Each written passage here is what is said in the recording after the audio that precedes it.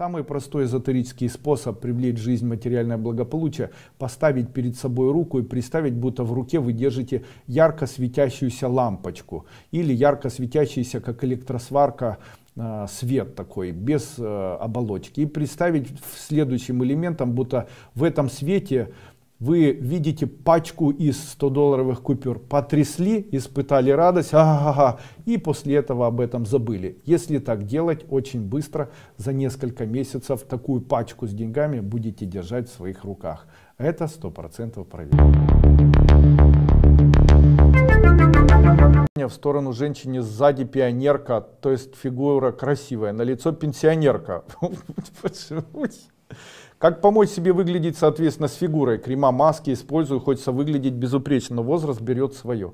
Долгое время использую мантру в полнолуние Чандраяна Мах. Спасибо вам большое, низкий поклон вам за то, что вы для нас делаете. Как бы человек не убегал от возраста, избавиться от него невозможно. Что может разгладить человеку лицо, и есть ли такие методы, которые могут разгладить? Есть такие методы. Первый метод. Необходимо обязательно набрать вес. Чем худее человек, тем взрослее его лицо. Второе. Необходимо стимулировать мышечные ткани. Для этого необходима зарядка. Дальше миомассажеры, то есть делать какие-то гимнастические упражнения, чтобы мышцы на щеках были у вас напряжены, или делать какие-то элементы напряжения. Дальше из продуктов питания как можно больше кислой и кисло-соленой пищи. Обязательно еду начинайте с кислого огурца, кислого помидора, кислой капусты, вот так. Обязательно много ешьте там моцареллы, творога, вот такой вот кислой пищи. Она очень улучшает человеку внешний вид. Есть каолиновые маски, они высветляют кожу и делают ее, подтягивая ее. Из народных таких рецептов очень помогает, говорят так, очень помогает корень белой акации. Если взять корень белой акации, высушить, выстругать из него древесину и измельчить ее, и пить из нее чай, делать примочки из этого чая на лицо, то вот такая древесина очень восстанавливает, омолаживает кожу и омолаживает, убирая у человека годы, которые внешне очень сказываются на лице. Также еще один нюанс. Лицо человека, который становится старше, очень похоже на лицо плачущего человека. Почему? Так Бог пошутил. Он делает человека старым и ставит отпечаток горестных событий его прожитой жизни. Ну и, конечно же, одна из идей таких, она заключается вот в чем. Если человек не горюет, не вспоминает прошлого, а каждый день старается как можно больше хохотать и радоваться, то у него может появиться совершенно другое лицо. Доказательства. Это не мои слова, это слова, которые в свою очередь когда-то говорил Девраха Баба. А это человек, который прожил 250 лет. Узнайте о нем в интернете. Ранее. Скажите, пожалуйста, мантру для здоровья. Спасибо. Самая лучшая мантра для здоровья — это выход каждое утро. Человек должен себе сказать такие слова. Я все-таки о квартирионе еще скажу. Человек должен сказать себе такие слова. Я ленюсь и умираю, или я не ленюсь и живу. Я хочу еще раз повторить эти слова. Они очень важные для человека. Я ленюсь и буду умирать, или я буду не лениться и буду жить. Выберите для себя свой принцип жизни. Вы не ленитесь и живете, или вы ленитесь и умираете. Самый простой вариант прожить всю жизнь или прожить вечно здоровым человеком — это дыхание. Утром 5-10 минут и вечером 3-5 минут. Почему дыхание? Дело в том, что все заболевания идут на фоне выделения огромного количества молочной кислоты. Что бы вы ни ели. Хорошо вы питаетесь без мяса, выделяется. Плохо питаетесь, выделяется. Двигаетесь, выделяется. Переживаете, выделяется. Гормоны расщепляются, выделяется. Гликогировочный гемоглобин расщепляется, выделяется. Лежите, выделяется. Спите, выделяется. И молочная кислота выделяется всегда и во все времена. Это особенность такая. Молочная кислота выделяется, она под воздействием кислорода превращается в пировиноградную, аромамасляную. Эти кислоты тоже токсичные. Они они должны выводиться из организма. Это называется цикл Кребса. Из них происходит потом пируват-киназа, но это уже там химия, я даже об этом не буду говорить. Так вот, от того, что молочная кислота накапливается в организме, у человека происходит старение и появление абсолютно всех заболеваний, которые есть. Конечно, когда говорят, надо закисляться, все равно.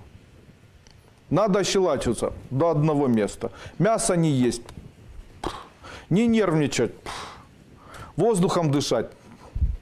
Все равно, все равно. Это цикл, который все равно будет, это цикл жизни, в котором выделяется молочная кислота. Она все равно будет выделяться, хочешь ты или нет. И от того, насколько сильно она выделяется, или то, насколько сильно она расщепляется и выводится, от этого зависит твоя жизнь. Там одна особенность есть в этой молочной кислоте. Она расщепляется, и в ее расщеплении участвует кислород. Но когда человек бежит, когда человек активно бежит, то у него в этот момент выделяется молочная кислота много, поэтому спортсмены стареют быстро. Знаете, что спортсмены быстро стареют? Видели спортсменов? Говорят, спорт, спорт, спорт, потом 40 лет выглядит на 75, знаете. Или там алкоголики, оказывается, не особо стареют. Тоже нонсенс. Почему? Заметили, да? То есть алкоголик с утра до ночи кваски рога, знаете, на работу сходил, стакан в течение дня, ему 50 лет, выглядит сволочь на 30. При этом и не ест ничего, и цирроз печени, но хоть картинку снимай с него, выглядит хорошо. И спит мало, и всегда ему хорошо, и нервов нету никаких и так далее. Почему? Потому что алкогидрогеназа участвует в формировании расщепления пировиноградной кислоты, аромамасляной. Представляете? Вот в чем особенность. Поэтому алкоголь иногда для молодости тоже хорошо. Ну что, продолжим дальше. Оказывается, для того, чтобы человек не выделял молочную кислоту, она будет выделяться. Нету никаких способов. То есть она все равно будет выделяться и накапливаться. Но есть способы, которые позволяют этой молочной кислоте очень эффективно расщепляться. Это пассивное быстрое дыхание сидя, диафрагмальное. Когда человек сидит, подскакивая на стульчике, или стоит, не особо раскачиваясь, не совершая никаких особых физических действий и быстро, активно дышит. Если человек дышит каждый день 5 минут утром и 3 минуты вечером хотя бы активно, то на протяжении 1 месяца человек визуально молодеет на 5-10 лет. Если это сделать и выполнять ежедневно, сначала восстанавливаются мозги, после этого плечи, после этого позвоночник до грудного отдела, после этого сердце. Снижается давление, улучшается работа поджелудочной железы, работает кишечник, работают надпочечники, почки, перестают болеть, там артриты исчезают, артрозы, ноги начинают. Но знаете, с чем сталкивается человек? Он сталкивается с обычной ленью. То есть нам не сложно курить по 5 минут, нам не сложно смотреть телевизор, нам не сложно лежать, нам не сложно на унитазе там сидеть по 30 минут, нам не сложно там ногти точить, грызть, волосы выщипывать, нам не сложно ругаться, нам не сложно ворнякать. Но нам сложно 5 минут утром и 5 минут вечером подышать. Вот это сложно. Представляете? Оказывается, человек даже знает такой... А кто не знает? А я на первой ступени это даю. А я это очень часто даю во время морских курсов. Я очень часто об этом говорю, когда провожу свои вебинары бесплатные во вторник. Все люди это знают. Я всегда являюсь популяризатором вот, дыхания по трулу. Я о нем раньше говорил. Тем не менее, я являюсь популяризатором и сам понимаю, что его никто не делает. Делаю ли я сам? Нет. Но не часто. Но делаю. Не часто. Как только начинаю себя ощущать плохо, то я его начинаю делать. Почему? Вы знаете, я покажусь смешным сейчас. Смешным. Абсолютно смешным. Но я хочу состариться. Я говорю это серьезно. Я хочу состариться и быть старым человеком. После этого хочу пройти время, когда мне будет 50, 60, ну это как у всех, 70 и 80. И я хочу, как нормальный человек, завершить свою жизнь. То есть я не хочу жить вечно, я не хочу жить всегда, чувствуя абсолютно себя здоровым. Я не хочу быть долгожителем. есть мне это у меня есть вот внутреннее такое состояние, я понимаю, зачем я этого хочу. И я знаю, что это мне приносит удовольствие, понимаете. Для каждого времени своя пора, говорят. Я хочу эту пору, любую, ее хочу пройти. Естественно, когда мне плохо становится, вот температура появилась, можно спросить у моих близких, что происходит, когда у меня температура. Появилась температура у нас на втором этаже, где мы живем, двухэтажная такая квартира, на втором этаже большая ванна, я иду в ванну, открываю окошко, там прохладненько, и стою и дышу. Там засекаю время, 10 минут дышу, после этого иду отдыхаю на протяжении дня, там отдыхаю, лежу там 3-4 часа, потом вновь иду и снова там 5 или 10 минут дышу. В день дышу 4 раза, на второй день уже температура исчезает. Понимаете? Могу сказать, что если очень высокая температура, выхожу куда-то, где холодно, и стараюсь дышать там, где холодно. Если температуры нет большой, то могу дышать в теплом месте. Таким образом, могу сказать, что для меня это один из самых лучших существующих способов привести себя в норму. Конечно же, вам хочется это сделать, вы хотите чувствовать себя хорошо, вот что нужно сделать, а не мантры. Это и увеличит психическую энергию, и улучшит общее состояние. Поэтому я и ввел в школе вот такие дыхательные практики. Даже калачакра тантру йогу ввел и все остальное. Но дело в том, что на первое место все равно необходимо ставить практики, которые были даны патрулам. И это практика вот такого диафрагмального активного дыхания. Естественно, если стоя не получается, делай сидя. Сидя можно тоже.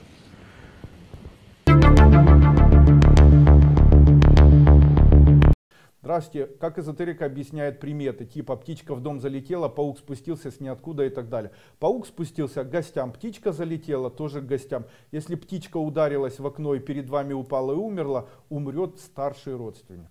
Доброго дня. Хотелось знать, в чем отличие магической энергии от психической энергии, как увеличить поступление магической энергии и психической. Смотрите. Психическая энергия — это то, что мы в себе накапливаем в виде радости и удовольствия, а магическая — это наша психическая энергия, которой мы пользуемся в ходе, по идее, это одна и та же энергия. Психическая энергия, которую мы реализовываем во внешнее пространство с помощью заклинаний ментальных астральных образов, называется реализацией магической энергии. А так это одно и то же. Психическую можно накопить, магическую только использовать. А накапливать магическую, ну, по идее, нельзя. Пятница, 21 мая. Это новый семинар, который я вот сейчас провожу. Ну и дальше ответ идет, да. Елена Уланова. Здравствуйте, Андрей Андреевич. Если, конечно, можно, расскажите, как с утра легче вставать. Вы так интересно рассказываете, какой энергии не хватает на прошлом вебинаре. Может, дадите пару советов, чтобы не ходить с утра как зомби. Для того, чтобы раньше с утра вставать и для того, чтобы легче с утра вставать, необходимо раньше ложиться. Это как бы критерий. Также я вам хочу сказать, что человеку не нужно перед самым сном употреблять пищу.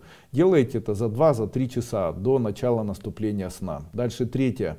А вы знаете, что существуют очень простые такие методы, которые позволяют человеку более комфортно вставать утром и чувствовать себя, в общем-то, лучше и вставать с большой энергией. Это определенный тип дыхания. Это дыхание, когда человек делает во время одного дыхательного цикла первое 3 вдоха, потом 2 вдоха и после этого 1 максимальный вдох.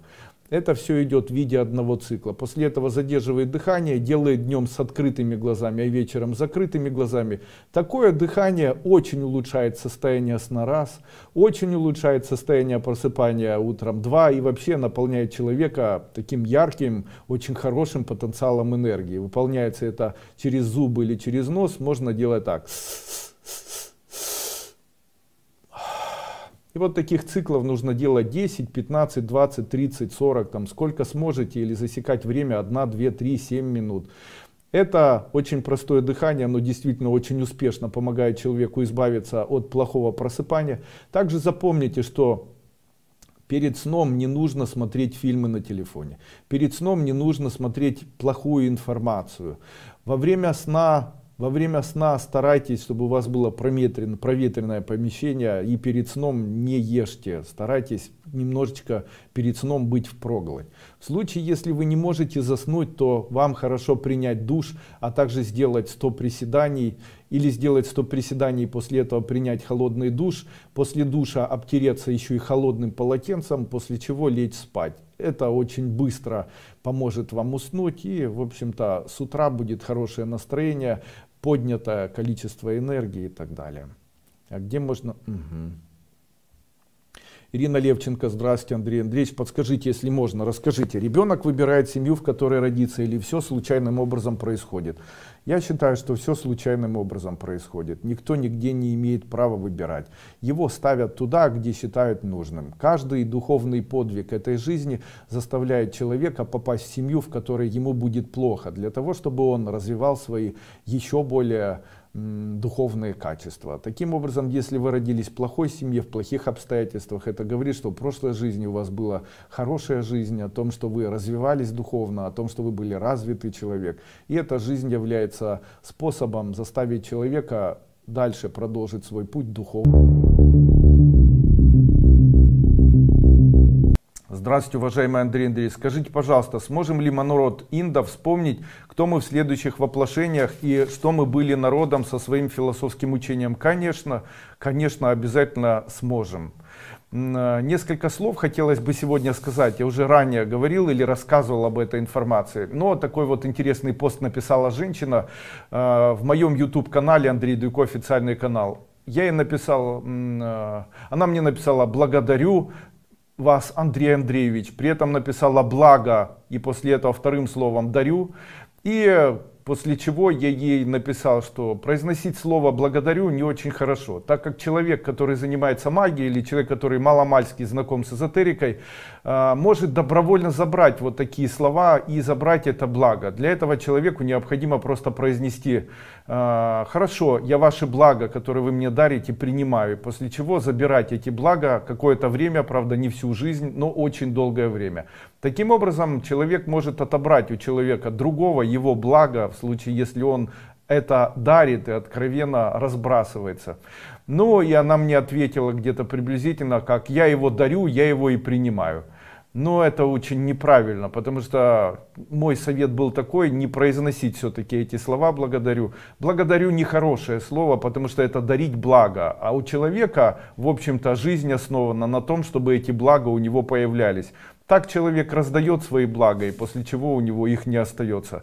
Какие еще бывают слова и что значат определенные слова, допустим, в нашем лексиконе, которые мы привыкли очень часто использовать? Допустим, мне не нравится слово, допустим, сейчас я подумаю, ничего себе. Дело в том, что слово «ничего себе» в свое время придумали эзотерики. Это все, по моему мнению, находилось на территории Одессы. Тогда жили там верующие иудеи и неверующие иудеи. И для того, чтобы создавать определенную магию, они придумали вот такой момент. То есть они начали использовать слово «ничего себе». Каким образом они его использовали? Человек заходил, и когда человек заходил и стоял, то человек, которому он заходил, вот этот иудей, который находился на рынке, он ему говорил: ну как там дела на улице?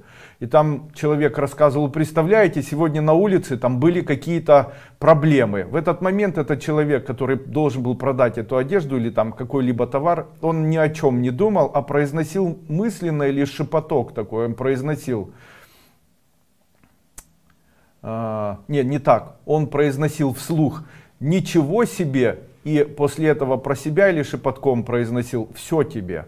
Дело в том, что когда произнести «ничего себе, все тебе», то тогда человек, который приходил к нему за этим товаром, попадался на удочку и начинал покупать у него этот товар. То есть человек произносил вслух «ничего себе», и после этого шепотом «все тебе, что у меня есть», или «весь товар тебе». После этого человек попадался на вот такую эзотерическую установку, после чего у человека появлялись желание покупать какой-либо товар у этого человека. Ну, это дословно и досконально правдивая информация. Объясню почему.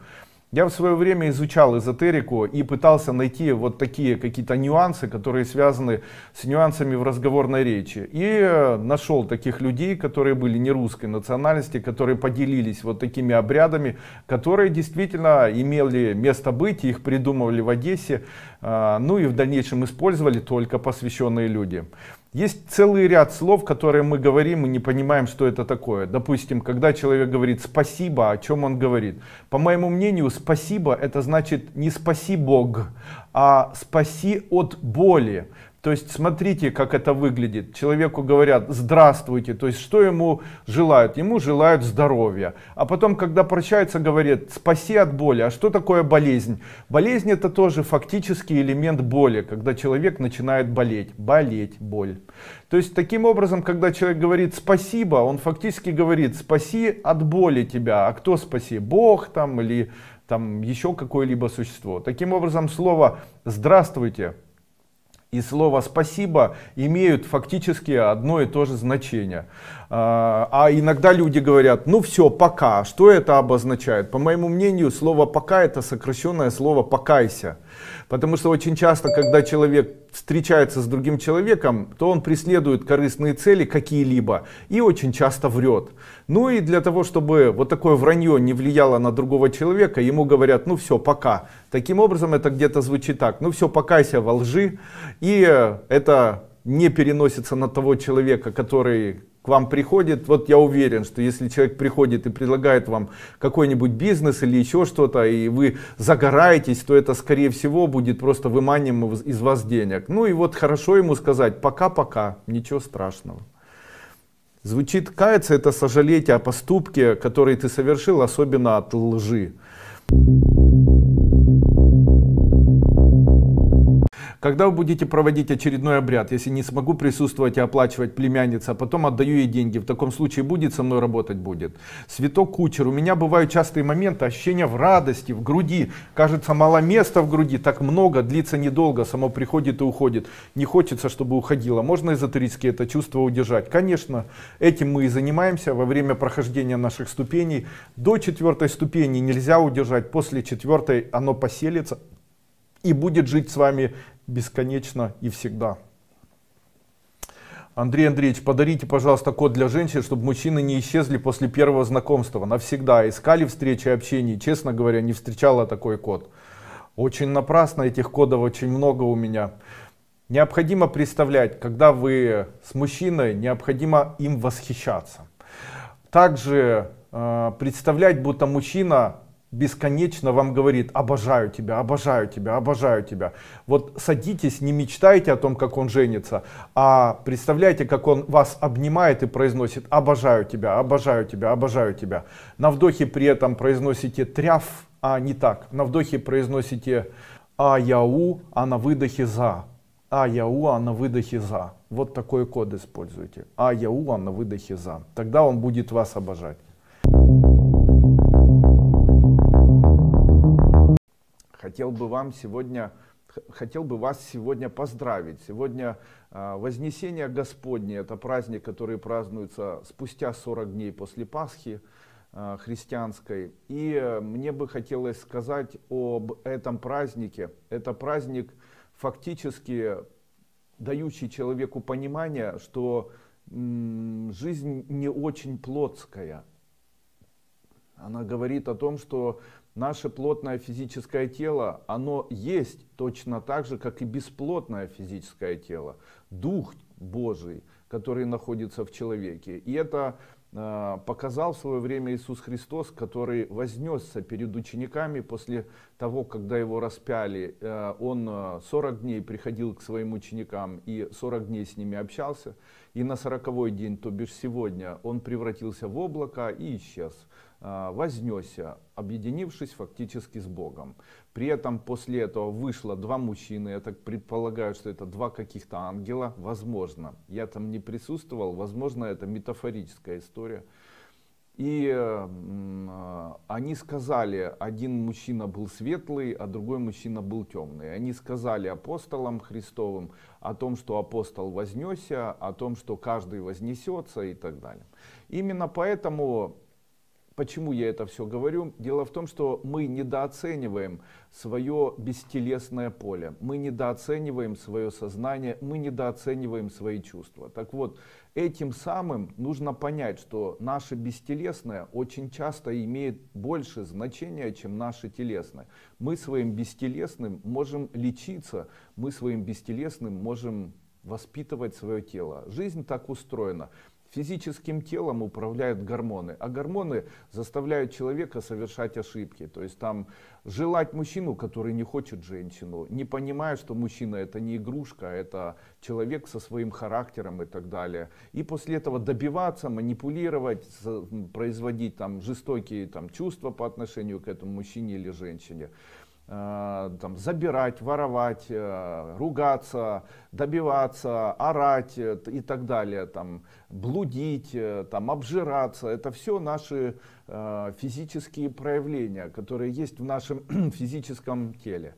Сознание же наше, оно просто управляющее устройство. И сознание, оно просто вот живет, наблюдая над тем, как это тело. Но душа следит бесконечно за тем, чтобы у человека было движение к Богу, чтобы человек становился более добрым, чтобы человек становился более милосердным, терпеливым. И эти два элемента, они очень активно работают. Когда человек бесконечно погружается в то, чтобы там, ищет постоянно полового партнера, хочет только жить так, чтобы объедаться и лежать, не думает о духовности, не думает о милосердии, не думает о Боге, не видит окружающего прекрасного мира, не ощущает радость своей жизни, его душа начинает угнетать его физическое тело, фактически заставляя сознание прийти к тому, что нужно расти духовно. И в этот момент формируются заболевания. И эти заболевания, они контролируются душой. То есть человеку помогают быстрее переродиться, заставляя его болеть. Наше физическое тело управляется через живот, наша душа управляется через грудь и наши чувства. Наше сознание — это то, что мы ощущаем в себе, наше сознание может общаться с нашей душой. Самый простой метод — это пообещать душе, что мы будем в своей жизни добиваться духовного роста и попросить ее не так мучить наше физическое тело. Это и называется молитва. К своей душе обращаясь, необходимо говорить: ты моя хорошая, ты моя прекрасная, ты моя возвышенная, любимая душа.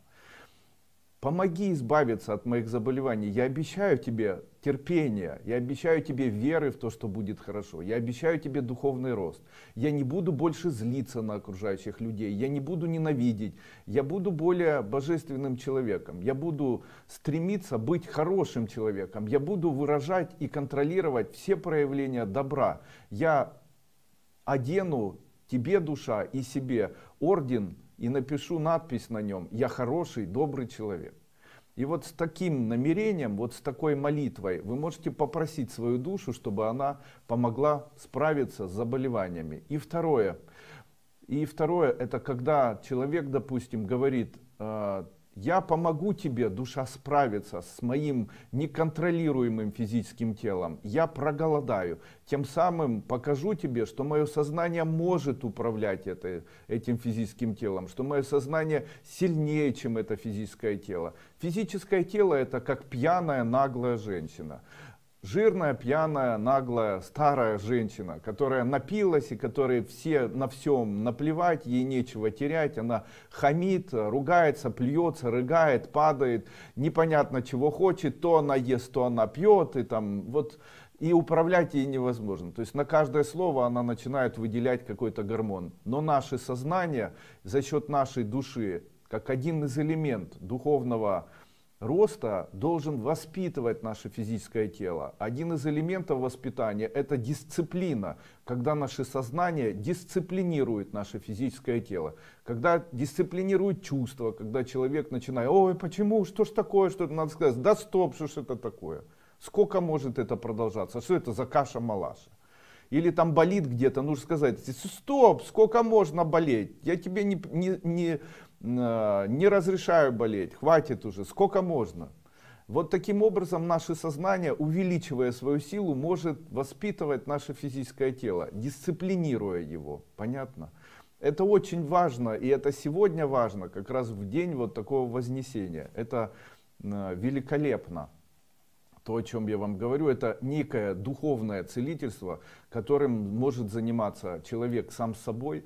И это духовное целительство, я прошу на него обратить особенно внимание, потому что оно действительно является одним из самых мощных эзотерических методов помощи человеку. Допустим, когда мы приходим в церковь, ну не ту церковь, которая называется христианская, православная или даже католическая, ну и возможно и в них, но допустим приходим к пастору, у которого очень большое количество излечений или исцелений. Как работает механизм? Когда мы говорим «Господи», то мы фактически обращаемся к своей душе. То есть мы говорим: Господи, я славлю Тебя, аллилуйя. То есть мы хвалим свою душу, мы обращаемся к ней. Она находится у нас в груди. Она постоянно связана с Богом. Это наш мост между Богом и нами. И когда мы говорим «Слава Тебе, Господи», «Благодарю Тебя, Господи», «Спасибо Тебе», то это мы подключаемся фактически или создаем мостик нашей души. Проявляя к ней нежность или проявляя к ней восхищение, мы обретаем от нее милость. После этого говорим: пусть мои заболевания, к чему мы это говорим? Мы обращаемся к своей душе. Потом говорим: аллилуйя, это то же самое, что ура, хорошо, это скоро произойдет. Включая тем самым веры. То есть фактически, эзотерически, рассматривая духовное исцеление, мы начинаем понимать, к кому происходит обращение. То есть когда они говорят «Аллилуйя, Господь», знайте, они не говорят с Богом, потому что Бог с человеком не общается. Он с ним общается только через его душу. То есть сначала хвали душу, сначала ей радуйся, что она в тебе есть, и после этого проси ее. Прошу тебя, душа, исцели мое тело, прошу тебя, душа, помоги моим рукам, прошу, дай мне сил. Вот таким образом, обращаясь к своей душе, не забывая ее хвалить, мы фактически работаем с собой. То же самое происходит, когда человек приходит в церковь, ставит ручки и говорит: Господи, помоги. Вы не к Богу обращаетесь, вы к душе. А вот когда человек говорит: Бог меня услышит и так далее, то вы, как ясновидящие, в дальнейшем можете увидеть. Когда человек начинает просматривать других людей как ясновидящий, то он начинает видеть, что на каждом человеке находятся паранормальные или негативные энергии. Они обычно входят через тело человека или входят или залазят из земли по спине и обычно выходят за пределы головы и вот так нависают, запеленовывают глаза, запеленовывают, проникают в мозги через нос, через рот, проникают в физическое тело. И вот эти вот элементы, они еще и вокруг человека находятся. Это элементы, которые врываются в его энергетический кокон. Это элементы, которые могут создать у человека агрессию, блуд, которые могут создать... Они питаются физической энергией, хотя сами являются ментальной энергией или астральной энергией.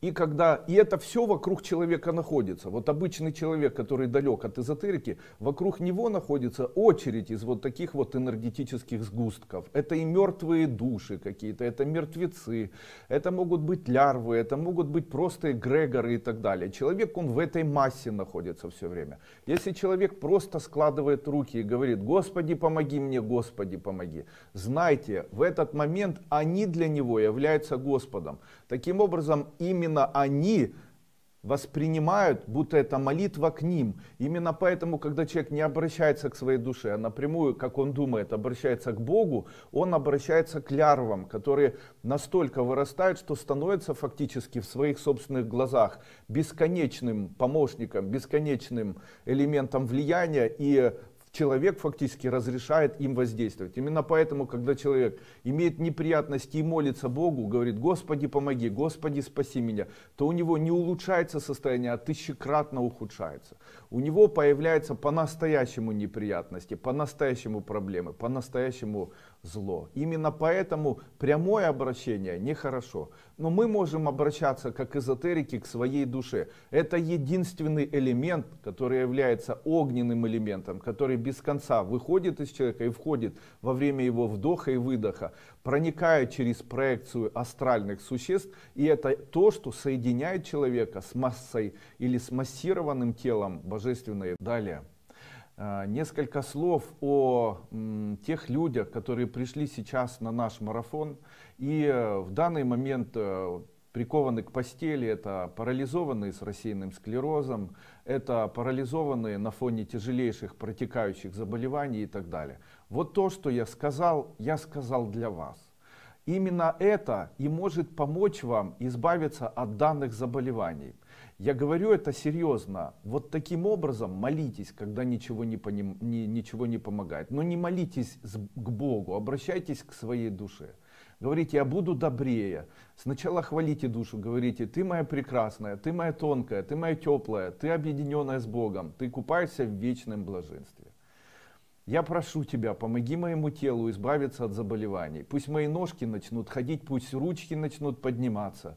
А я, в свою очередь, своим сознанием и своей душой буду стараться максимально радоваться жизни, максимально не злить людей, которые рядом, максимально создавать состояние радости, создавать состояние внутреннего наслаждения, даже если мне плохо. Да, это путь восхождения, когда из пепла возрождается новая птица, и эта новая птица — это новое духовное сознание, это новое духовное понимание вещей, это новая внутренняя духовность. К ней нужно стремиться. Если вы болеете, только она имеет вот такую мощную силу помочь нам справиться со всеми болезнями. Иначе мы становимся как безумные вредные хомячки, которые злятся на весь мир, которые не хотят есть, которые ударяются лбом об банку, которые там орут, откусывают себе ноги, там рвут на себе шерсть и не могут никак понять, почему Бог их не слышит. Потому что они злые, понимаете? А если бы они были добрые, игрались бы с листочками, то тогда божественная рука влезла бы в банку и позволила бы им выйти и играться, бегая по руке и так далее. И это наблюдательное существо давало бы им лучший корм и помогало бы им расширять эту баночку и так далее. Мы приблизительно в таком же мире живем. Мы хомяки, находящиеся в банке, на которые смотрит бесконечная благость в виде бесконечной божественной энергии. Что такое божественная энергия? Могу рассказать вам еще раз. Однажды, когда-то очень давно, занимаясь длительным периодом эзотерическими практиками, я вошел в состояние, это было состояние, которое выглядело так. В какой-то момент почувствовалось и увиделось прямо с закрытыми глазами, отсеклось вот восприятие себя, где я нахожусь, что я думаю, о чем я думаю, кто я. Все это исчезло в какой-то момент. И произошло ощущение, как будто бесконечные золотые волны. Я золотые волны бесконечные, вокруг огромное количество вот этих золотых волн. И в сознании, и в чувствах было такое ощущение, как будто это бесконечная защищенность, бесконечная вечная, бесконечная неторопливая, бесконечная радостная, бесконечная чувственная, бесконечно любвеобильная, бесконечно защищенная и бесконечно бесконечная. Вот такое состояние было.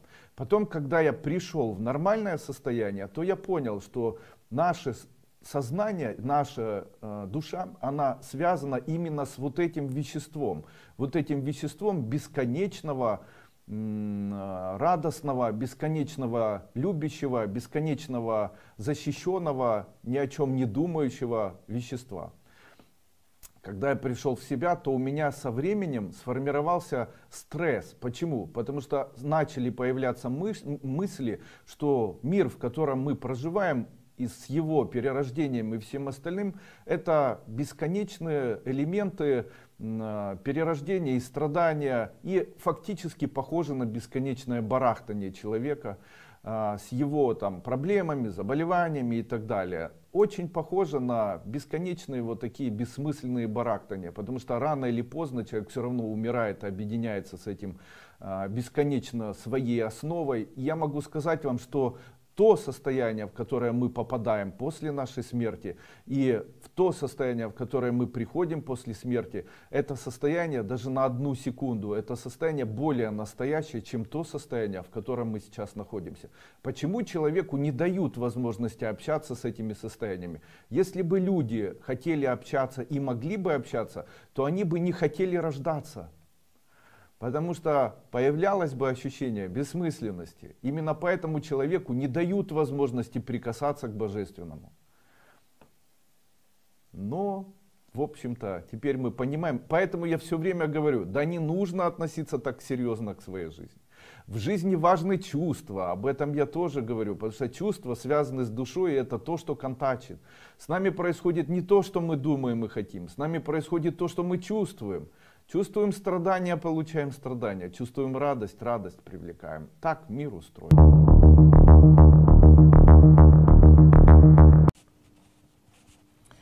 Однажды практически у каждой женщины были такие события, при которых, возможно, подруги, или, возможно, сама женщина, или, возможно, кто-нибудь из близких, из мужей, друзей, знакомых или еще кто-либо пошутил и сказал некие слова, которые могут блокировать возможность данной женщине когда-либо выйти замуж. Данные слова звучат так. Они звучат как «ты никому не нужна». Так кому ты нужна, вот говорят так, так кому ты нужна. И после этого такое незаметное словосочетание, произнесенное один раз, но в самое сердце, один раз, но очень энергетически сильным человеком, один раз, но в сердцах, как в народе говорят, или один раз, но искренним, или многократно кем-либо в виде шутки, но шутка это тоже эмоция или тоже вибрация, могут создать некую систему, которая называется обетом безбрачия.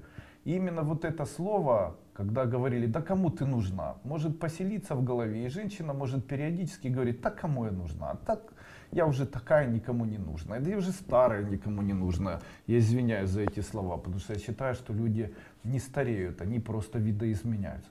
Или там я полная, кому я нужна, или там у меня куча детей, кому я нужна, мне 40 лет, кому я нужна, мне 50 лет, кому я нужна, да молодых не берут, а я кому нужна и так далее.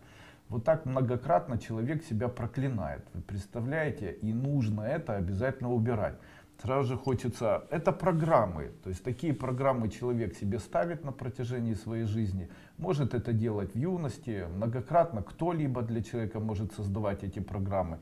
Можно ли их каким-либо образом убирать? Да, их можно убирать следующим образом. Когда вы будете ложиться спать, перед самым сном произнесите следующие слова.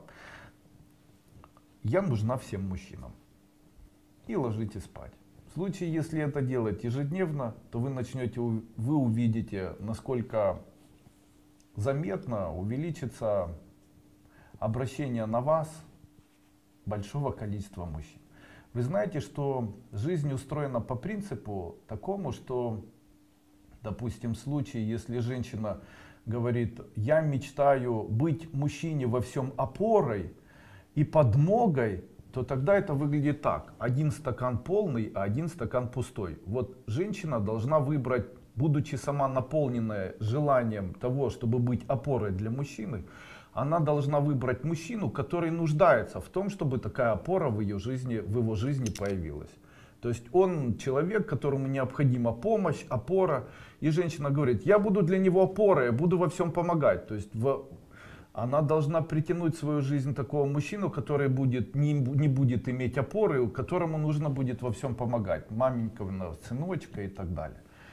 Точно так же и в жизни женщины. Обычно это выглядит по принципу противоположности. Женщина, допустим, говорит,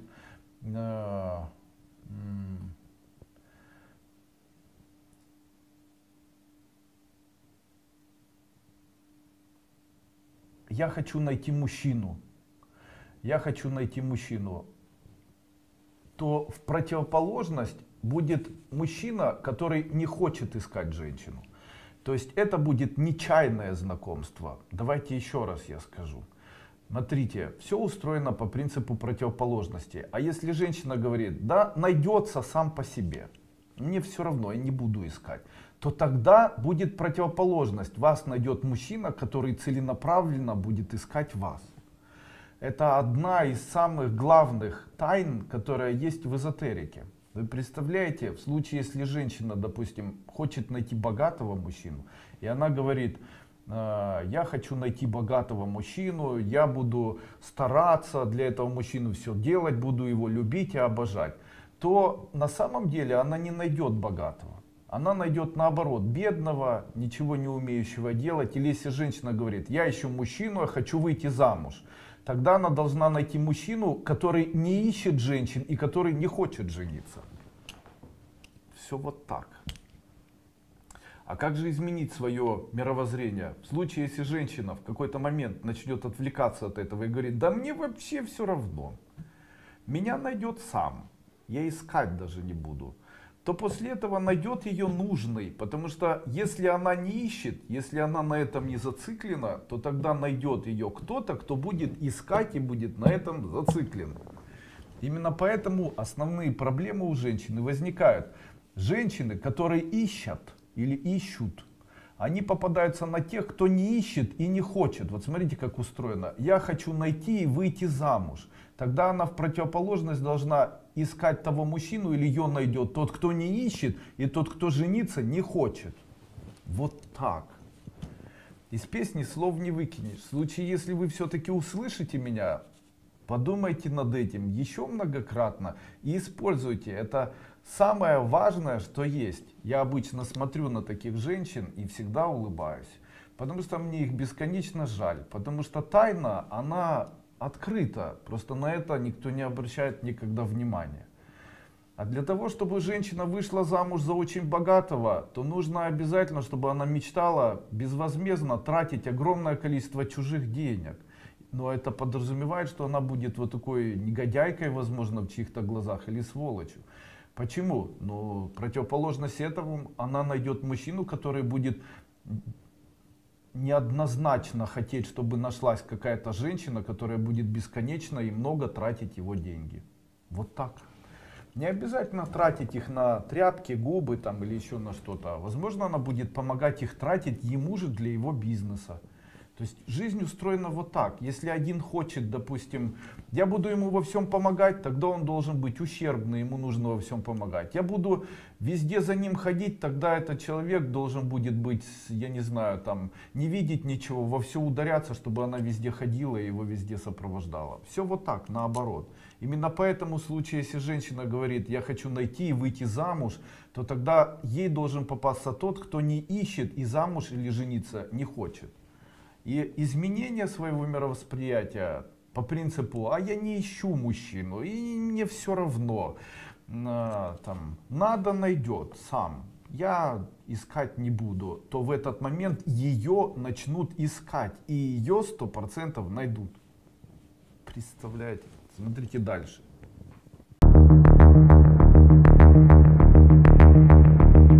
Хороший вопрос. Андрей Андреевич, судя по вашей философии, становится непонятным, как же могут быть богатыми люди, которые воруют в большом количестве, будучи руководителями какой-нибудь там исполнительной власти. Ни для кого же не секрет, что воруют. Да, воруют. Во все века, всегда, даже, я не помню, по-моему, кто-то из знаменитых прозаиков, по-моему, ну, я боюсь ошибиться. Я где-то гипотетически подразумеваю, кто. Может быть, Федор Михайлович, знаете, но может и нет. Говорили о том, что в нашей, это, по-моему, даже с Пушкиным было связано. В нашей стране воруют и пьют, пьют и воруют. Так и есть. И такой вопрос. Как же эти люди, которые воруют и чувствуют себя потом хорошо, им потом не икается, им никак не сказывается на них, почему они это делают? Я могу сказать. В своей жизни мне приходится очень часто общаться с такими людьми. Это люди, которые осознанно воруют. То есть они знают, что они воруют, строят или делают из страны финансовую пирамиду, которая они точно понимают, когда-либо обвалится, и уже есть кризисы. Я не буду говорить, о какой стране я говорю. И эти люди максимально стараются, как бы прикоснувшись к тому, что они считают джекпотом. То есть это для обычных людей есть государственная власть, а для людей, которые попадают в государственные власти, для них это джекпот. То есть они к этому так и относятся. То есть когда они туда попадают, они не понимают, чем им нужно заниматься. Они понимают, что им должны давать, или они должны воровать, или они должны куда-то носить. Но это не говорю о наших странах, в которых мы живем. Это, конечно же, не так. Наша власть хорошая. Это говорю о каких-то чужих странах.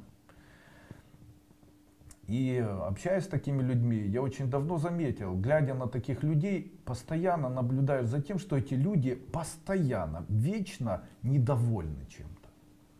у них нет, ну, ни минуты прямо какой-то радости, их что-то все время гложет. У них вот внутреннее состояние постоянно их что-то гложет, их постоянно ощущение такое тревожит, знаете, и так далее. Как бы ни происходило, и что бы ни происходило, это все время есть. У меня был такой знакомый, он очень знаменитый и богатый человек, очень многого достиг. И вот мы с ним ездили отдыхать во Францию. После этого я там был близок в их семье. Он занимал очень большие посты и так далее. И я вот все время наблюдаю и говорю, ну что такое с вами? Ну вот почему вас что-то все время тревожит? Почему вас что-то все время тревожит? Он говорит, ты знаешь, я не могу с этим справиться. Меня все время как будто что-то должно произойти, как будто что-то вот, меня все время что-то тревожит. И я сам себе вот внушение делаю, ничего не будет, все нормально, вот все хорошо, успокойся, там выпиваю периодически, отвлекаюсь на детей, но все равно вечером ложусь и меня тревожит, во снах тревожит и так далее. И говорит, я не знаю, как этим справляться. Когда я начал более широко работать с такими людьми, а таких клиентов у меня всегда было очень большое количество. Я популярен в этих кругах, очень популярен. В странах России, Украины, Белоруссии, Казахстана я имею большую, и еще и Узбекистана имею огромную популярность среди эшелонов власти.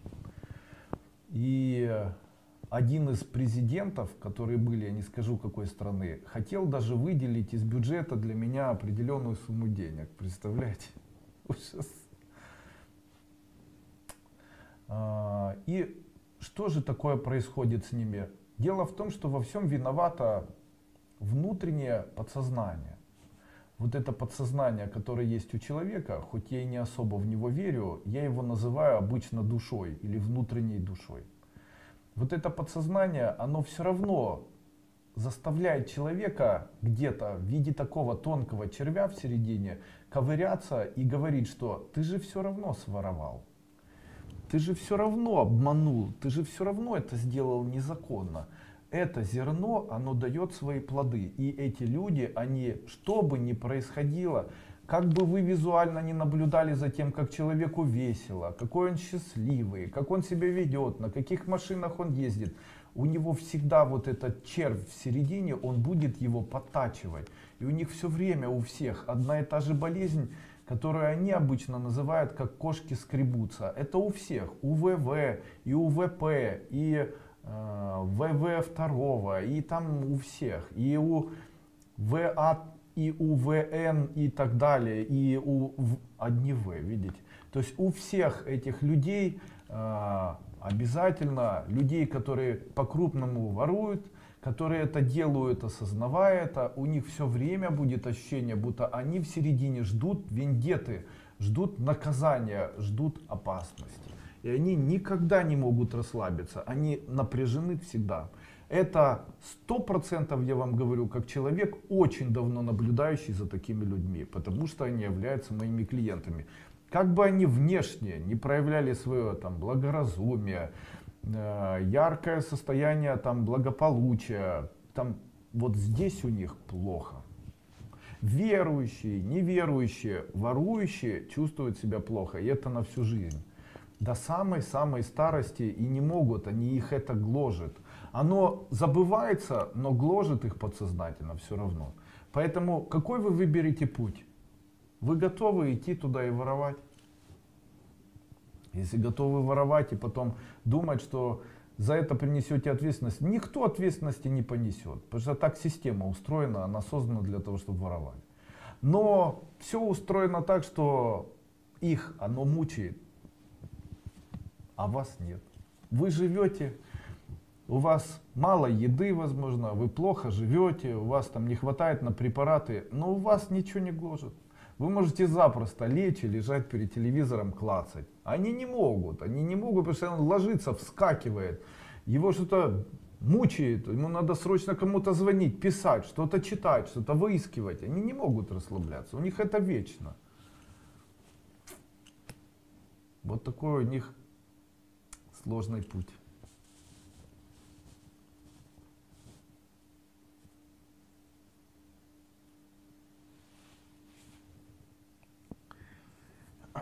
А теперь смотрите, очень часто люди бедные начинают завидовать богатым. Когда, допустим, даже не завидовать, а начинают там, допустим, к чему я это говорю? Недавно я смотрел такое видео, и там в этом видео одна женщина говорит, мы можем как маги взять и, допустим, отнять энергию у богатого человека для того, чтобы быть потом самими богатыми людьми. Вот смотрите, богатый человек и бедный человек, они разные вибрации. У богатого человека больше комфорта, отдыха, и он чувствует состояние спокойствия. У бедного человека больше агрессии, больше элементов выживания, он чувствует бесконечную опасность, ему необходимо выживать. Когда человек с низкими вибрациями начинает завидовать человеку очень богатому, то он делает для него большую помощь. Какую? Он забирает у него вот эти панические атаки, которые возникают у человека из-за того, что он у кого-то что-то своровал. Именно поэтому нельзя завидовать богатым, потому что после этого начинаются панические атаки. Кстати, так не по теме, а чуть-чуть по здоровью. Обратилась ко мне женщина, я ни для кого не секрет, очень много лет занимался тем, что принимал людей. На протяжении более чем 12 лет я в своем офисе на Шита-Руставели, сначала это было в городе Виннице, потом я ездил в город Харьков, потом еще в разных городах, даже в России, в Тюмени и Владивостоке, и там еще где-то, в Москве, в Новороссийске, там, в Екатеринбурге, где только не находился. И принимал людей, проводил маленькие встречи такие, принимал после этого людей, делал это совершенно бесплатно. И можно сказать, что это сформировало мой определенный, я его называю физиологический, возможно, или такой физиологический, патологоанатомический опыт. Вот, который позволяет мне делать выводы. Я могу сказать, вот и у меня есть вот такой вывод. Смотрите, если в женщине, допустим, 75 килограмм, вернее, если в женщине рост 1,70 м, и убрать, допустим, метр и оставить 70 килограмм, то в случае, если женщина худеет и становится худее, чем 15 килограмм от данного веса, то у нее начинаются панические атаки. Если добавить к этому 2 килограмма, начинаются проблемы варикозов на ногах. Если еще 2 килограмма добавить, то начинаются проблемы с эндометриозом, ну уменьшить вернее. Если еще уменьшить, то начинаются проблемы с сердцем. Если еще уменьшить, проблемы с головой и проблемы демиелинизации коры головного мозга. Таким образом, женщины, которые имеют вес от своего веса минус 15 килограммов, то есть у них, допустим, 1,65 м, вес должен быть 65 или до минус 15 килограммов. Если эти минус 15 килограммов есть, знайте, вы себя ломаете. Ни в коем случае этого не делайте. Это такие наблюдения, их сейчас опишу в книге. Вот сегодня, собственно, целый день этим и занимался. Вот там страниц, наверное, 20-30 написал. Когда-нибудь выпущу. Естественно, не завидуйте богатым, потому что человек, который бедный, забирает у богатого вибрации страдания, которых у него немного. А это страдания, потому что он украл. Тем самым человек может стянуть, ну, панические атаки. И после этого человек живет, после этого посмотрел на богатого человека, там, ой, так рассчитался, подлюка, что это такое, там, и так далее. А у человека потом выходит такая женщина, живет, и у нее начинаются панические атаки, депрессивные эпизоды и так далее.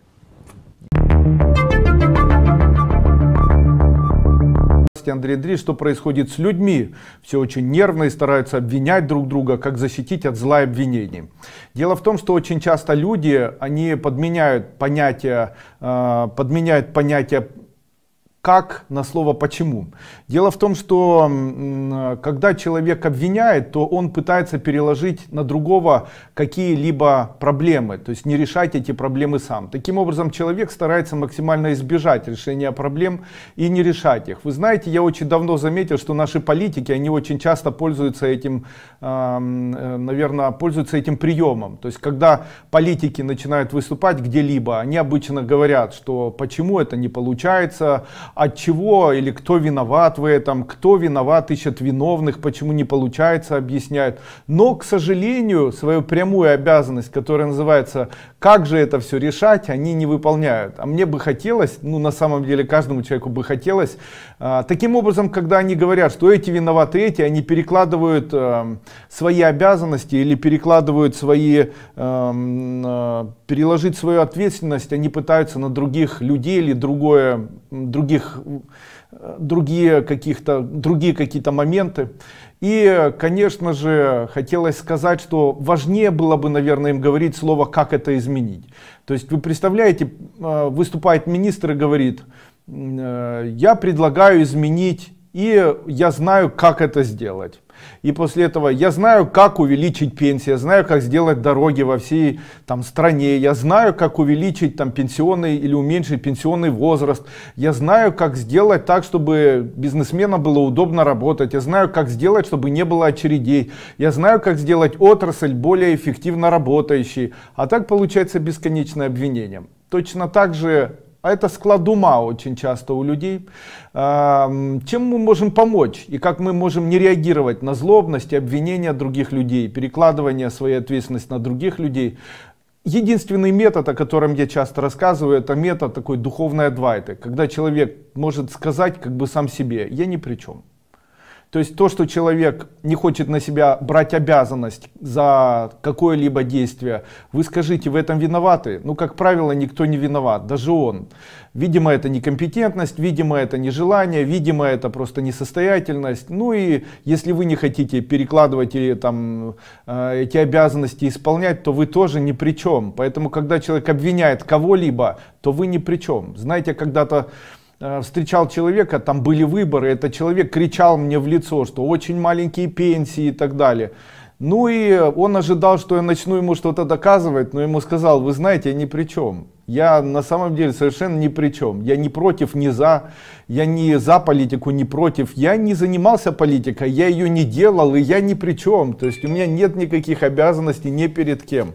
Поэтому мне и отвечать, в общем-то, не за что. Но, конечно же, когда политики начинают общаться, они начинают говорить, что мы обвиняем прошлую власть, обвиняем еще этих, обвиняем там соседние государства, обвиняем еще космос, обвиняем там планеты или обвиняем еще кого-то. Но на самом деле поиск, кого можно обвинить, не решает саму причину. Помните, я когда-то рассказывал, что важнее: вопрос как или вопрос почему. Вот смотрите, неважно, почему ребенка сбила машина. То есть почему его сбила, потому что мама не досмотрела, потому что папа выпивал вечером, потому что у них плохие отношения в семье. Важно задать вопрос, как помочь этому ребенку. Скажите, какой из этих вопросов важнее? Почему все-таки или из-за чего это произошло? Или все-таки как помочь?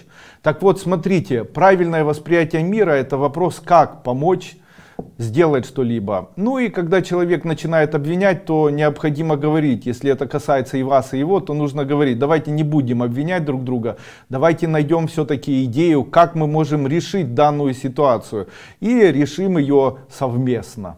Вот так. Почему человек злится? Потому что, как правило, человек вынуждает себя выходить из зоны своего собственного комфорта, поэтому он злится. То есть он хотел спать, его будет ребенок и так далее.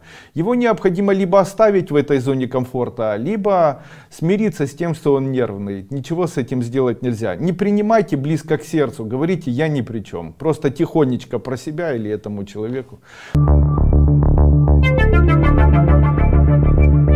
Как не быть ведомым, как научиться отказываться? Вы должны знать, слово «да» является одним из самых сильных слов манипуляций. Вы знаете, что манипулирование другими людьми — это плохо. Так вот, когда человек говорит «да», то он забывает о том, что мозг наш, он не успел подумать. Именно поэтому человека воспринимают, или человека, который тут же говорит «да», воспринимают обычно как слабохарактерного, его воспринимают как несосредоточенного на своей жизни, мимолетного или, возможно, несерьезного.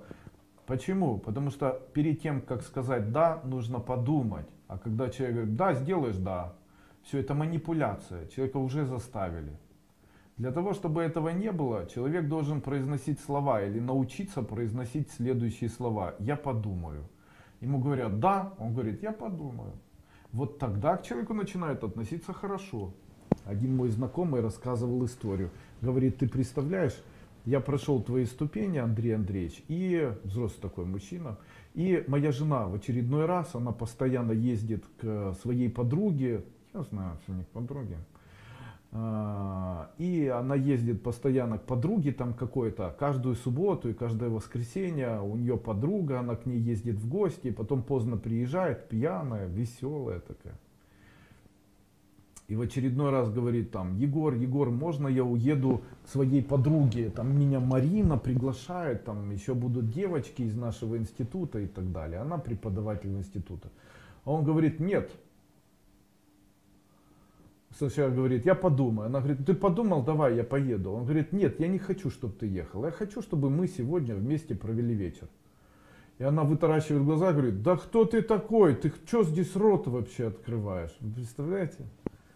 Отличная семья у них. Он говорит, для меня было таким шоком.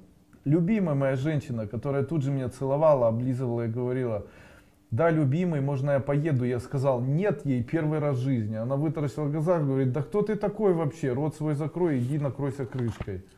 Катастрофа. Вообще катастрофа. Ну, бывает и такое.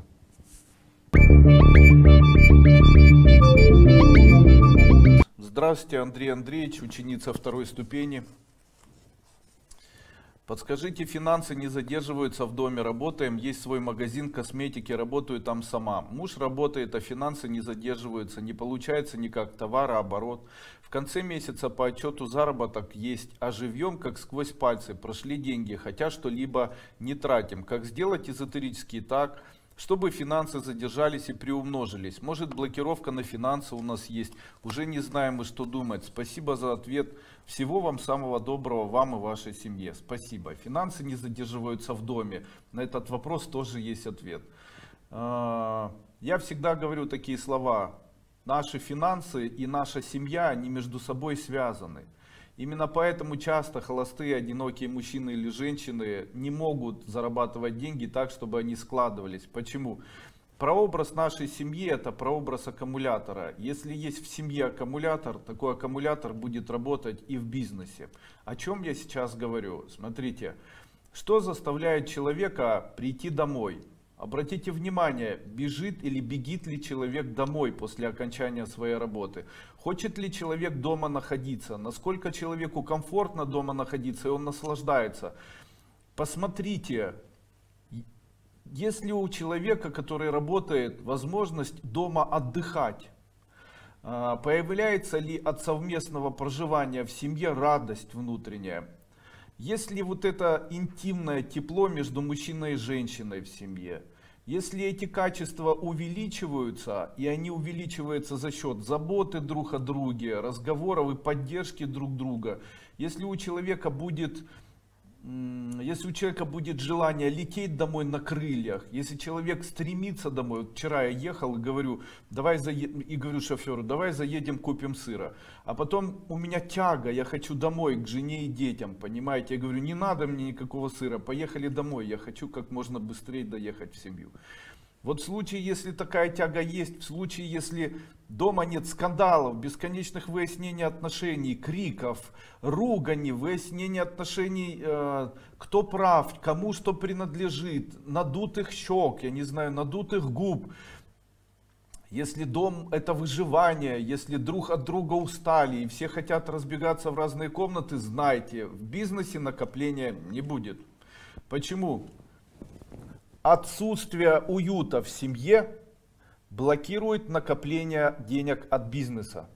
Я хочу еще раз вам сказать, если в семье есть уют, если есть чистота, теплота, поддержка, радость, обнимание, целование, взаимная поддержка, вкусная еда, я не знаю, радость какая-то, которая формируется, или которые там друг друга не воспитывают, а держатся за ручки, тогда эти деньги будут накапливаться. Если дом — это место, где проводятся, как они, бычьи бега, корриды постоянно, и вместо один из людей является тореадором, а второе разъяренным быком, то тогда о деньгах в бизнесе можно забыть.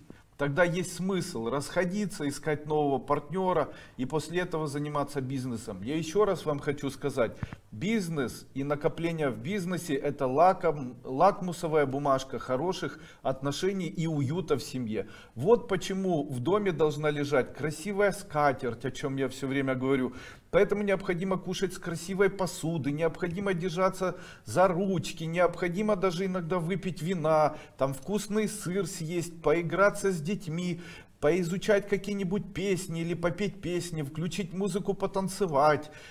В доме должны находиться цветы, старайтесь делать так, чтобы стены были не облезшими, обращайте внимание на то, где вы живете. Это же очаг, помните, есть такие слова, очаг семьи. Очаг родни, родительский очаг, родительский дом, куда всегда всех тянуло. Посмотрите на успешных людей, зайдите к ним в дом, у них всегда будет приятно находиться. Возьмите людей, у которых нет успеха, которые несчастные, бедные, обделенные, придите к ним в дом, и вы всегда увидите разбитое все.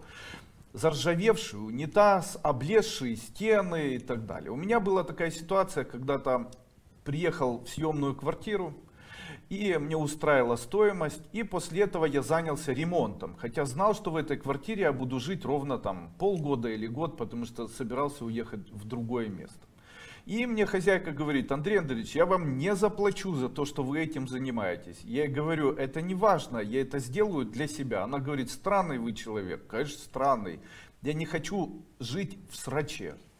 Я хочу жить так, чтобы у меня были мои красивые тарелочки, на мне была чистая одежда, чтобы дети мои были ухожены, чтобы у жены были чистые волосы и хорошо пахло изо рта, чтобы от моих детей хорошо пахло, чтобы дети были все наглаженные, чтобы все было хорошо. Понимаете, это создает уют. А уют в доме или в семье создает в дальнейшем магнит, который и в дальнейшем принесет материальное благополучие. Понимаете? Кто бы не верил в это, начните с этого. Очень рекомендую.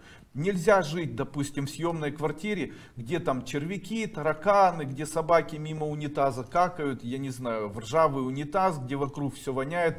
Нет возможности нанять кого-то, чтобы это делали. Нужно делать это самостоятельно. Закатать рукава и сделать так, чтобы нравилось то место, где ты живешь. Когда, допустим, говорят люди: Андрей Андреевич, что вы можете сказать, почему человек болеет, допустим, можете ли как-то это объяснить? Что это такое? Дело в том, что вот, допустим, смотрите, вы живете в семье и начинаете злиться на ребенка. Смотрите, когда человек злится на другого человека, что он гипотетически от него хочет? Иногда хочет ли он этого человека ударить? Вот очень часто, допустим, вот сегодня ехал я на машине, и за рулем был мой водитель. И водитель как-то неправильно там, как-то кто-то его там подрезал и так далее. И вот он говорит мне, а вот взять бы и наказать этого человека. Я ему говорю: слушай, а ты бы как хотел наказать? Он говорит: в морду бы ему дал, в морду бы дал ему и заставил бы ездить правильно. Что он вот так вот нарушает? Побил бы его. Я ему говорю: то есть ты считаешь, что ты бы получил удовольствие от его боли, правильно? Он говорит: да. Зачем бы ты его бил? Что такое бить другого человека? Это испытывать наслаждение от того, что кому-то больно. Согласен с этим? Он говорит: да, Андрей Ильич, очень правильно. Он говорит: вы мне это говорите, и мне даже приятно. Я говорю: видишь? А теперь посмотрите, любое проявление агрессии, когда человек, допустим, говорит: козел, дурак, матом ругается, когда человек говорит ну ты урод, там и так далее, или когда вы идете, толкнули кого-либо, когда вы там кому-то что-то сказали плохое, когда вот сделали поступок, который расстроил людей и так далее, то вы становитесь должниками, потому что те люди, которые вам желают зла, они желают вашей боли. И потом у вас развиваются заболевания, которые приводят к тому, что эта боль появляется у вас. Представляете? И вы эту боль, испытывая, как бы выплачиваете тем, кто от вас этой боли хотел. Да, вот так. Но здесь еще такой нюанс. Мне могут сказать, допустим, такие слова. Андрей Андреевич, а как же правители? Допустим, есть такие правители, руководители целых стран, которые запросто убивают людей, которые запросто отправляют кого-то на войну и так далее. В этом всем нам поможет Библия. Когда вы открываете Библию, вы очень часто читаете в Библии о жертвоприношениях. И вот эти жертвоприношения — это настоящие религиозные обряды, которые помогают избавиться чужой кровью за ту кровь, которую желает от вас. И часто очень те люди, которые находятся в правительстве, являются руководителями или участвуют в обрядах, и эти обряды, которые связаны с жертвоприношениями. Да, это самые настоящие жертвоприношения крови. То есть называют этих людей, с которыми проводят эти обряды, они могут быть и без крови. То есть это там расчленение животных, выпускание крови с посвящением. Пусть те, кто хотел от меня крови, получат эту кровь. Там, пусть те, кто хочет от меня боли, получат эту боль. Да, это все жестко, но это зато честно. И здесь такой вариант, знаете, если вы не являетесь или это все может быть завуалировано эзотерически, то есть это может быть там, допустим, с использованием элементов религии. Помните слова «берите тело мое, пейте кровь мою», а что это еще такое? То есть делается так, обращаются к религиозному руководителю. Религиозный руководитель молится за человека, который сделал много гадостей и плохих поступков. И люди со всего мира, допустим, хотят у этого человека его крови, его боли. И этот человек, который религиозный деятель, он начинает проводить обряд такой и говорит во время проведения этого обряда: пусть вся боль Иисуса Христа и пусть вся боль тех людей, которые шли за Иисусом Христом, всех, и дальше перечисляет там таких святых, таких святых и таких святых, пусть эта боль вся уйдет и будет выкупом этого человека тем людям, которые вот хотят от него боли. Пусть вот эти святые этой болью выкупят, потому что этой боли было много, их жизнь, их святость была не бессмысленным занятием, и эти жизни были на самом деле необходимы, они это знали, это эволюционно необходимо было. Таким образом, происходит выкупание этого человека, именно поэтому люди, которые имеют высшую верховную исполнительную власть, они очень часто дружат с такими людьми, которые могут проводить вот такие реальные обряды, реальные религиозные обряды. Для обычных людей это обычная тайна, но это мы рассматриваем с позиции христианской религии и множественности толкований и множественности объяснений произведения обрядов, которые есть в христианской религии, и описаны они в Библии. Почему, когда человек хвалит, все портится? Когда человек хвалит другого человека, это называется сглаз. Как это устроено? Обычно, когда человек хвалит другого человека, он одевает на него ментальную сеть.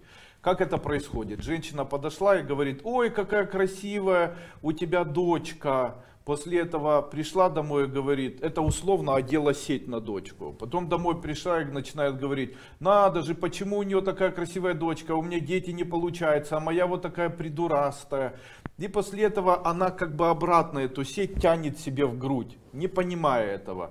Эта сеть проходит сквозь ребенка, разрывает его энергетическую структуру, нарушая его энергетический баланс, приводя к тому, что у этого ребенка появляются проблемы со здоровьем, психические проблемы, нервное состояние и так далее.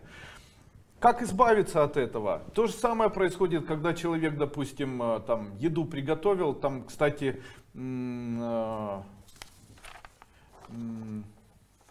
человек еду приготовил, и женщина пишет: надо же, если кто-то похвалит, еда скисает. Потому что человек не может эту еду поесть, вы его не угостили. Или угостили, он ее съел чуть-чуть, а пришел домой и говорит: ну почему моя жена так вкусно не готовит? Почему вот эта женщина так вкусно готовит? Почему вот так? И еда точно так же одевается на еду ментальная сеть, проходит после этого через эту еду, дробит ее энергетически, она становится уже не частью единого целого и становится пропавшей, энергетически становится засоренной. Как можно этого всего избежать? Существует самый простой способ. Вот это, то, что одевается, это называется ментал. Ментал убирается астралом. Что такое астрал? Астрал — это то, от чего человек нагревается. Итак, самый простой метод — сделать так, чтобы человек, который восхищается, не делал вам зла. В момент того, когда он восхищается, начинайте смеяться. То есть выглядит это так: ой, какой у тебя хороший ребенок. Вы говорите: да, ха-ха-ха, такой хороший. Или ой, какая еда. Вы говорите: да, ха-ха-ха, такая еда хорошая. Я вообще так хорошо умею готовить, мне так нравится. Ну вот так пусть все думают, что вы чуть-чуть чеканутый или чеканутая. Ничего страшного, зато у вас еда не будет портиться. Вообще самый простой способ очистить от зависти свою квартиру. Встать, взяться за руки или сидя начать смеяться. Или плакать. Потому что и во время того, когда человек плачет, и во время того, когда он смеется, у него выделяется астрал. Астрал — это огонь. Астрал растапливает и разрушает любой ментал, так как ментал — это лед или сети льда. Фролов, правда ли, что до рассвета наиболее эффективное время для эзотерики? Да, это наиболее эффективные эзотерики, потому что об этом сказал Садгуру. Но на самом деле утро — это самое эффективное время для того, чтобы запоминать и изучать тексты. Обед — самое эффективное время для того, чтобы чувствовать и влюбляться. И вечер — самое эффективное время, чтобы лечиться. Именно поэтому вечером хорошо поститься, для того, чтобы лечить свое тело. Обед — влюбляться в кого-нибудь и обниматься. И утро, чтобы запоминать. Утро — самое лучшее время для обучения. Если встать в 5 часов утра и начать учить английские тексты, то у вас шансы выучить 100 английских глаголов гораздо больше, чем вечером. Начните читать книгу утром и начните ее читать вечером перед сном. Так вот, когда вы будете читать вечером перед сном, будете засыпать. Когда-то писал мне человек: Андрей Андреевич, почему я читаю какую-нибудь литературу и меня это утомляет, и я быстро хочу засыпать? Что это? Это говорит о том, что вам необходимо в более раннее время начинать изучать литературу. И это говорит о том, что вам нужно увеличить количество сна. Вы не досыпаете. То есть для того, чтобы литературу читать и понимать, необходимо спать больше. Вот и все. Здесь сразу же хочется мне как бы оппонировать и сказать: Андрей Андреевич, ну вы же не правы. Такие же не правы, потому что есть же политики. Эти политики такие плохие. Они обижают людей, выгоняют, они используют и так далее. И с этими людьми, почему тогда с ними ничего не происходит? Ведь они не заботятся о людях, не думают о пенсионерах, ведут себя припоганнейшим образом. То есть главные вопросы — это вопросы языка, а вопросы, как будут жить там предприниматели или как будут жить пенсионеры, чем они будут платить за газ, на это никто не обращает внимания. То есть есть другие вопросы, они глобальные, важные. Так в последнее время я наблюдаю, как там президенты постсоветских стран, они говорят о том, что там президент России говорит, что вот Украина, главное это внешнее там влияние и так далее. А кто же будет думать о своих-то? А как же пенсионеры, а как же дороги? Ведь разве это не важно? Разве это не важно, как дети себя чувствуют в педиатрических отделениях летом без кондиционеров? Разве это не важно? Разве сейчас прививание не важнее, вернее, разве сейчас выживание пенсионеров не важнее прививания? Просто прививание ставится на элемент гораздо важный, чем пенсия. Но я хочу сказать, что если пенсии будут оставаться в таком же размере, то некого будет прививать в дальнейшем. Потому что этим людям просто ничего не остается, как просто умереть от заболеваний и все. Ну и конечно же, тут такой вопрос. Но если эти люди вот такие ведут себя как бы не эзотерично, то тогда, Андрей Андреевич, почему в их жизни ничего не происходит? А я могу вам сказать, все связано вот с чем. Когда человек ворует, то он остается должным. И этот человек, как обычно, становится должным. А что такое быть должным? Когда человек должным, это человек, который должен эмоции. Смотрите, когда человек имеет долг, то это человек, который имеет людей, которые хотят сделать этому человеку больно. Именно поэтому, если человек должен, то он нарабатывает много людей, которые в его сторону посылают долг. И тут такой вариант. Почему же тогда накопившийся долг этого человека не делает этому человеку зло? Ответ тоже есть. Первый ответ. В советское время, когда были партийные руководители, ну, допустим, возьмем знаменитого, мною любимого руководителя Леонида Ильича Брежнева, мне он очень нравился, я заслуженно его считаю одним из величайших, наверное, руководителей Советского Союза, потому что этот человек после войны восстановил Полтаву, город Харьков построил, или за счет него восстановилась тяжелая промышленность в этих городах, и, в общем-то, этот человек создал и Донецк, и создал Днепродзержинск, металлургические комбинаты и так далее. Один человек смог сделать так много, и больше на самом деле, чем все наши правители после советского пространства за все время своего правления. Я, допустим, не знаю ни одного человека в постсоветском пространстве, который бы сделал металлургический комбинат. Или который бы, то есть все эксплуатируют то, что было построено в Советском Союзе, но никто не создал нового чего-либо, ну не о них. Но при этом этот же человек, он был не очень... не очень добрых правил, как говорил в свое время Пушкин. Ну и, конечно, этот человек создавал вокруг себя и противодействующие элементы. И когда противодействующие элементы появлялись, это создавало долг боли, который он был должен большому количеству людей, которые его ненавидели. И на чем это проявилось? Скажите, если сейчас потомки Брежнева, я хочу вам сказать, есть Галина, есть ее дочь, это внучка уже Леонида Ильича, и, насколько я знаю, судьба этих людей плачевна. То есть судьба этих людей достаточно плачевна, и можно сказать, что долг Леонид Ильич выплатил в своих потомках. Но наши правители нашего времени, они уже другие. Наши правители нашего времени уже эзотерики, потому что эзотерика управляет миром. И они знают, что такой долг, который они делают, необходимо выплатить. Именно поэтому они проводят обряды. Они проводят обряды эзотерические, то есть они проводят обряды, посвящая вот этим долгам, которые они накопили, создавая обряд выплаты этого долга определенному созданному Богу. И обряд этот они как бы отдают долг тем людям, которым они должны, создавая боль у других людей. То есть они уничтожают этих людей, допустим, все знают об обрядах, которые проводятся, и это очень часто встречается, допустим, там в интернете, о том, как проводят обряды там цари, или о том, как проводят обряды там нехорошие и так далее. Ну вот такие обряды проводятся в виде терактов, которые непонятно кто и непонятно почему проводит. И вот таким образом войн, которые не по непонятным причинам появляются, они никому не нужны, а их проводят. Таким образом происходит откуп. То есть цари откупаются тем, что там убивают кого-то, и откупаются от того зла, которое доставили другим людям.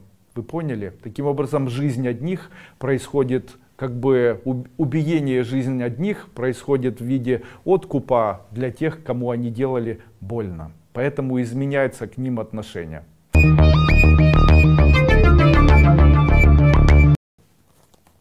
Несколько слов. Андрей Андреевич, чем не заниматься? Ну вот вам хочу сказать. Существуют цифры. Если сложить дату рождения и год рождения так, чтобы получилась цифра от 1 до 9, то у вас получится ваша персональная цифра. Итак, цифры от 1 до 9 и цифра от 1 до 9. От 1 до 5 это больше предпринимательство, творчество, выступление перед людьми. От 5 до 9 это управление и приумножение. Итак, от 1 до 5 этим людям хорошо предпринимать, но тяжело управлять. Цифрам от 5 до 9 тяжело предпринимать, но легко управлять. Поэтому если у вас девятка, вам необходимо стремиться к тому, чтобы управлять бизнесом. Вот если вы единичка, сами подстригайте. Если вы девятка, открывайте салон, садите людей, становитесь администратором и следите за тем, чтобы... Также в случае, если вы боретесь и хотите, чтобы правда была на вашей стороне, всегда помните. Для того, чтобы правда была на стороне вашей, вы должны игнорировать зло. А игнорировать зло — это быть холодным ко злу. Таким образом, если у вас суд и это вас возмущает, вы злитесь, ругаетесь, материтесь, всем рассказываете, вы его проиграете. Потому что побеждает тот, кто более хладнокровен. Игнорируйте зло, будьте холодными к злу, не страдайте из-за зла, тогда вы будете всегда в выигрыше. Вот в этом случае вам код поможет. А если вы будете обвинять всех, рассказывать об этом, то вы никогда в жизни ничего не сделаете. Я вообще когда-то говорил, не критикуйте, не ругайте, не обвиняйте, радуйтесь. Таким образом жизнь будет другой. Ну а вы в основном вновь начинаете мне то же самое писать и говорить о том, что в 2000-м заняли кому-то деньги, этот человек послал вас и так далее. Зачем это тянуть? Махните рукой, не об этом вообще не думайте, деньги вернете.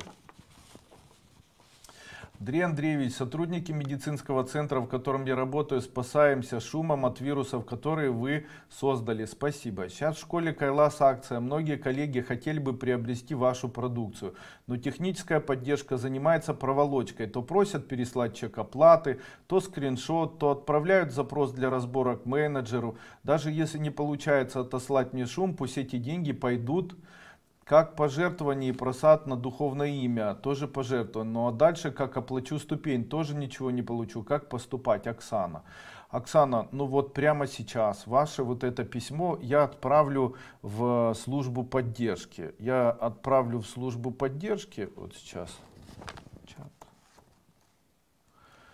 И сейчас прямо заставлю, чтобы этот чат что-то ответил.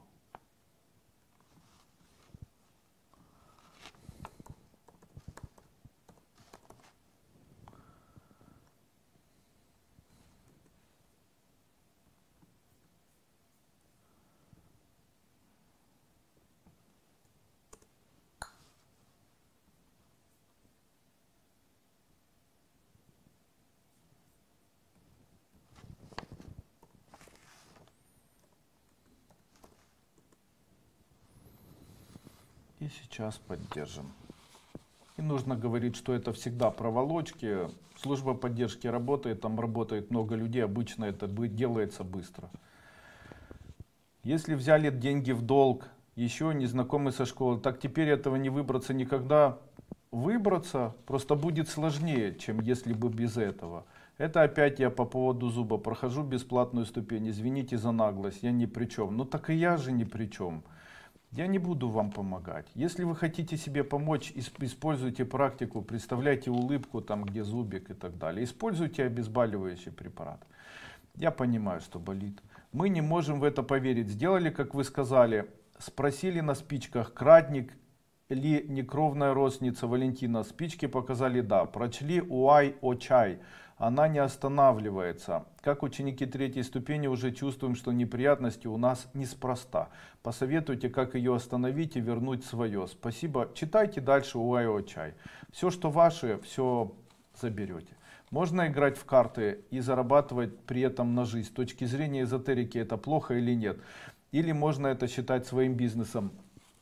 Я считаю, что зарабатывание на картах в дальнейшем приведет вас к плохой судьбе. Это неоднократно я видел в жизни. Это веселая жизнь, но она закончится нехорошо. В вашем конкретном случае ни в коем случае не продолжайте. Завязывайте с этим.